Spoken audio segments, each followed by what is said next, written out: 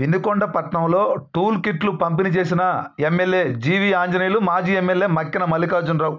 ఇక పూర్తి సమాచారం మేరకు మెకానికులు, నిర్మాణ రంగ కార్మికులకు ఎల్లప్పుడూ అండగా ఉండి వారికి గౌరవప్రదమైన జీవితం అందించడమే లక్ష్యంగా పనిచేస్తామని తెలుగుదేశం పార్టీ నాయకులు వినుకొండ ఎమ్మెల్యే జీవి ఆంజనేయులు పేర్కొన్నారు. కష్టపడి పనిచేసే ప్రతి కుటుంబం సంతోషంగా ఉండాలని, అందులో తమ వంతు సహాయం ఉండడం ఎంతో సంతృప్తినిచ్చే విషయంగా భావిస్తున్నామని తెలియజేశారు. వినుకొండ పట్టణంలో ఎమ్మెల్యే కార్యాలయంలో శనివారం సాయంత్రం 4 గంటల సమయంలో భాగంగా పెద్ద సంఖ్యలో బైక్ మెకానికులకు టూల్ కిట్లు ఎమ్మెల్యే జీవి ఆంజనేయులు పంపిణీ చేశారు. ఈ కార్యక్రమంలో పెద్ద ఎత్తున పలువురు నాయకులు తదితరులు పాల్గొనడం జరిగింది. గట్టిగా చప్పట్లు కొట్టి అభినందించాలి. Very good. అరే వెళ్ళి సేవ చేయండి. గుడ్. అసలు మీ యూనియన్ తీసుకున్న నిర్ణయాన్ని నేను మనస్ఫూర్తిగా అభినందిస్తున్నా, చాలా సంతోషిస్తున్నా. కాబట్టి దానిలో ఒక ఆనందం ఉంది.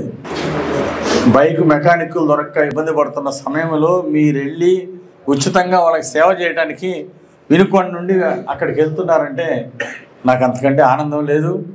కాబట్టి 2 వీలర్ మెకానిక్ అసోసియేషన్ సభ్యులందరినీ కూడా నేను హృదయపూర్వకంగా అభినందిస్తున్నా.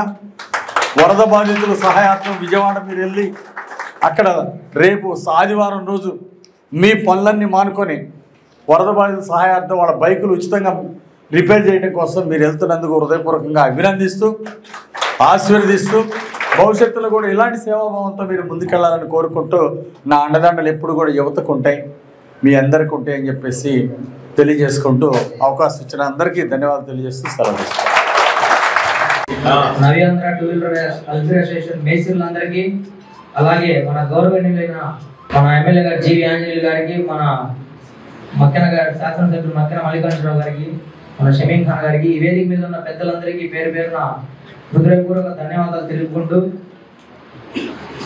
ఎలక్షన్ టైంలో ఏ హామీ అయితే జీవి ఆంజనేయులు గారు ఇవ్వడం జరిగిందో అది ఈరోజు నెరవేర్చడం జరుగుతుంది. కాకపోతే కొద్దిగా లేట్ అవ్వడం వల్ల కొంతమంది ఇది అయిద్దా అవదని కొద్దిగా కన్ఫ్యూజన్ లో ఉన్నారు.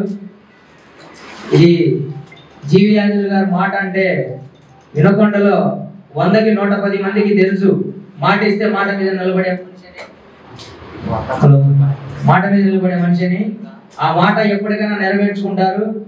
అలాగే